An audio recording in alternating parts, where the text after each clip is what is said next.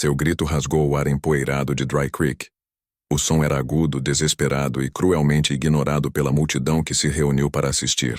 Nora estava amarrada a um poste de madeira desgastado no centro da praça da cidade. O sol batia em seus ombros machucados. Seu vestido branco estava sujo e rasgado. Cordas cortavam fundo em seus pulsos e cintura. Seus pés descalços pressionavam contra as farpas da plataforma áspera. As pessoas riram. Elas sussurraram. Algumas gritaram insultos. Para eles, ela não passava de propriedade. Para eles, ela era entretenimento.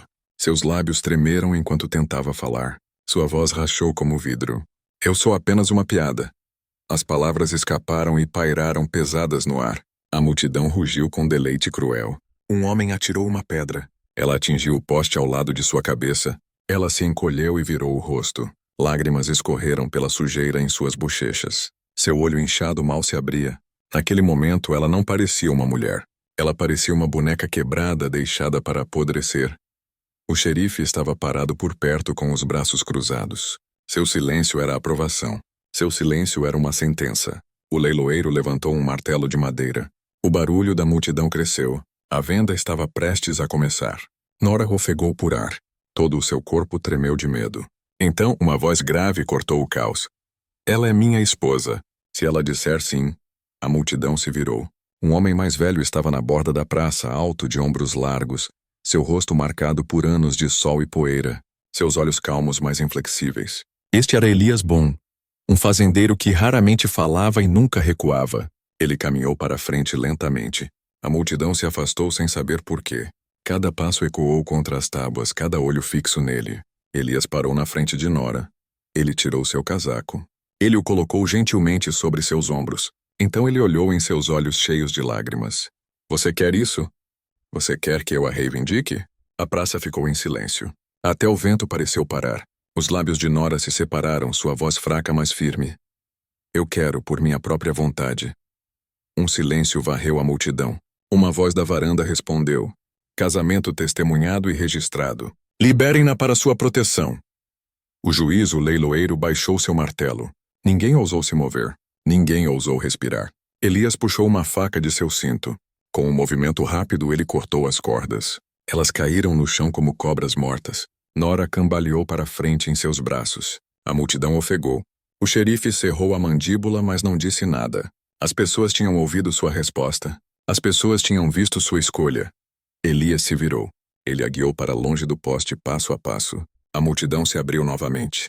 Sussurros preencheram o silêncio. Alguns amaldiçoaram, alguns encararam, alguns se perguntaram o que viria a seguir.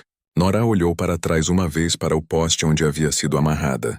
Sua voz quebrou, mas carregou longe. Eu não sou uma piada. E com essas palavras o leilão terminou antes mesmo de ter começado. Mas enquanto Elias a conduzia pela praça, enquanto a multidão se movia inquieta, uma pergunta pairava pesada sobre cada mente. Seria que essa reivindicação audaciosa os salvaria? Ou os condenaria antes do pôr do sol? A caminhada para a fazenda. A caminhada da praça para a fazenda de Elias Boone pareceu mais longa que milhas. Nora se agarrou ao casaco em seus ombros. Seus passos eram trêmulos, mas ela se forçou a continuar.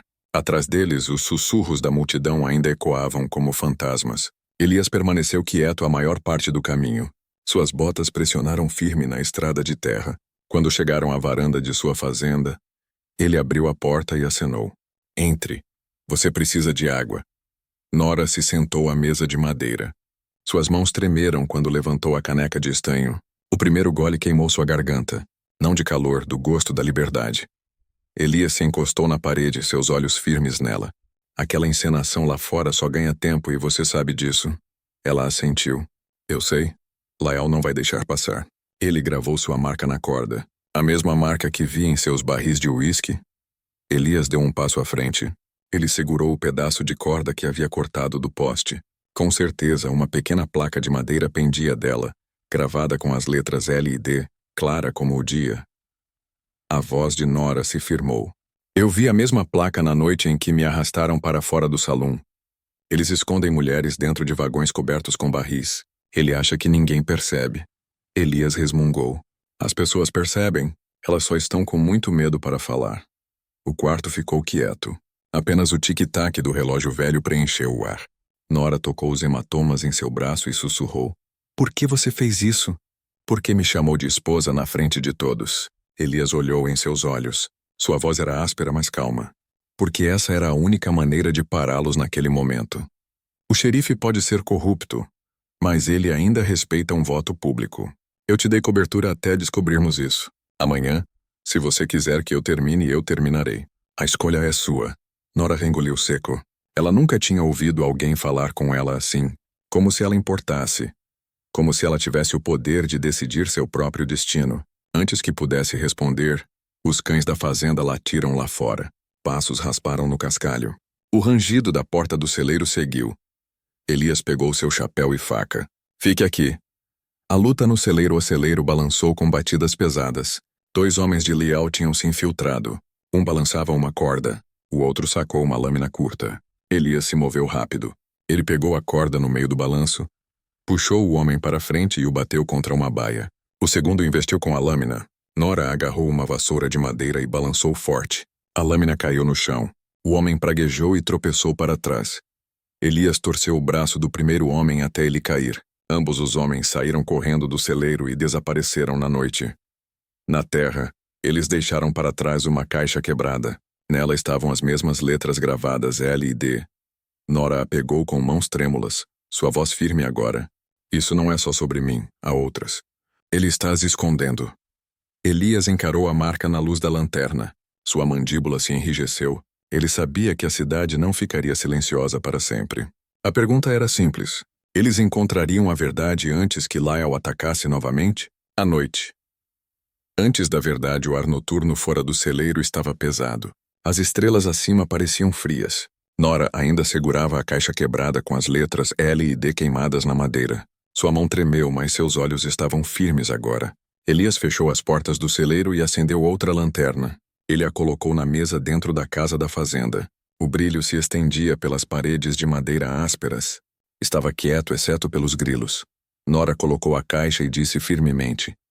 Ele está marcando mulheres como gado. Essa marca é prova. Elias assentiu lentamente. Sua mandíbula trabalhou como se mastigasse palavras que não queria dizer. Eu conheço essa marca. Eu a vi antes em carregamentos saindo da cidade. Mas ninguém quer falar. Eu os tenho apavorados. Nora olhou para ele através da mesa. Sua voz suavizou. Então por quê? Por que você se arriscou hoje?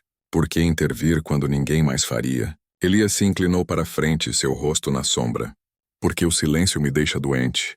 Se ninguém se levanta, então homens como ele comandam esta cidade para sempre. Eu não te chamei de esposa para te possuir. Eu fiz isso para te dar uma escolha. Nora o encarou. O peso de suas palavras afundou profundo. Pela primeira vez desde sua captura, ela sentiu seu peito aliviar um pouco. Elias respirou fundo. Amanhã, ao pôr do sol, voltamos àquela praça. Levamos esta caixa. Levamos essa placa. Colocamos tudo na frente de cada alma na cidade. E então deixamos a verdade fazer o trabalho. Nora hesitou, sua voz vacilou. E se a cidade ainda se afastar? Elias se levantou alto e pegou seu chapéu do prego. Então eu fico sozinho. Mas acredito que as pessoas já tiveram o suficiente. Elas só precisam de alguém para acender o fósforo. O silêncio que se seguiu não era mais pesado. Parecia afiado como a lâmina de uma faca prestes a atacar. Nora sussurrou. Eu não tenho medo de ficar ao seu lado. Elias deu um pequeno aceno. Era só isso, mas era o suficiente. A lanterna tremulou. Lá fora, uma coruja gritou. A noite estava quase quieta demais. Em algum lugar naquela escuridão, Lyle já estava planejando seu próximo movimento. E ele não ficaria quieto enquanto sua marca fosse exposta. O confronto final. Sol mergulhou baixo quando Elias e Nora caminharam de volta para Dry Creek. O céu queimou laranja e as sombras longas cortaram a praça. O mesmo poste de madeira ainda estava no centro. A mesma multidão se reuniu como moscas em uma ferida. Nora agarrou a caixa quebrada com as letras gravadas profundamente. Suas mãos estavam firmes desta vez. Elias caminhou ao seu lado. Ele era alto e calmo, seu chapéu puxado baixo. Ele carregava a corda com a placa marcada ainda amarrada nela. Lyle Deacon já estava lá. Suas botas plantadas firmes, seu rosto vermelho de raiva. Ele acenou um papel dobrado e gritou. Ela me pertence. Este papel prova isso. A multidão murmurou. Alguns acenaram. Alguns desviaram o olhar. Elias deu um passo à frente. Ele colocou a corda e a placa na caixa. Sua voz carregou sobre a praça. Esta marca aqui, estas letras, é assim que ele move mulheres por esta cidade. Não uísque, não comércio, carne. Vocês sabem disso. Vocês todos viram isso. A multidão ficou em silêncio. O xerife se mexeu inquieto, mas não falou. Olhos saltaram de Lyle para a caixa e de volta. Lyle rosnou e se lançou. Ele alcançou a placa. Elias pegou seu pulso. Uma torção rápida e o papel dobrado caiu na terra. A multidão ofegou. Os dois homens se encararam. Lyle lutou, mas Elias não se mexeu. Finalmente, Elias o empurrou um passo para trás. Nora levantou o queixo e gritou para todos ouvirem. Eu não sou uma piada. Eu escolho ficar e eu escolho falar. Suas palavras ecoaram contra os prédios. A praça ficou quieta novamente. Quieta demais. Elias manteve sua mão perto da faca do cinto. Ele sabia que homens como Lyle nunca recuam fácil. E ele sabia que a luta real poderia estar apenas começando. A pergunta agora era clara. Seria que esta cidade finalmente se levantaria pela verdade? Ou Elias e Nora enfrentariam a tempestade sozinhos? A vitória da verdade à praça prendeu a respiração. Por um momento, ninguém se moveu. Nora ficou alta com sua voz ainda ecoando no ar. Elias manteve seus olhos em Lyle. Ele esperou pelo próximo golpe, mas algo mudou. Um murmúrio correu pela multidão. Não era riso desta vez. Não era zombaria. Era dúvida. E então era coragem. Um homem deu um passo à frente. Então outro. Logo um pequeno círculo de cidadãos da cidade se formou ao redor de Lyle. Seus rostos sombrios, seu silêncio mais alto que qualquer grito. Lyle praguejou e tentou empurrar. Mas o xerife se virou e não quis encontrar seus olhos. Sem apoio, seu poder derreteu em nada. Os homens da cidade o agarraram e o amarraram ao mesmo poste onde Nora o havia ficado. A corda cortou em seus pulsos assim como havia cortado nos dela. A multidão assistiu em silêncio. Elias colocou uma mão no ombro de Nora. Sua voz baixa, mas firme. Você falou e eles escutaram. Isso é mais do que a maioria jamais ousa. Nora olhou para ele. Seus lábios tremeram, mas não de medo. Desta vez era outra coisa. Esperança. Força. Enquanto o sol deslizou abaixo do horizonte, Elias a conduziu para longe da praça. Passo a passo eles caminharam passando por rostos que não mais zombavam. Alguns acenaram com respeito. Alguns baixaram os olhos em vergonha.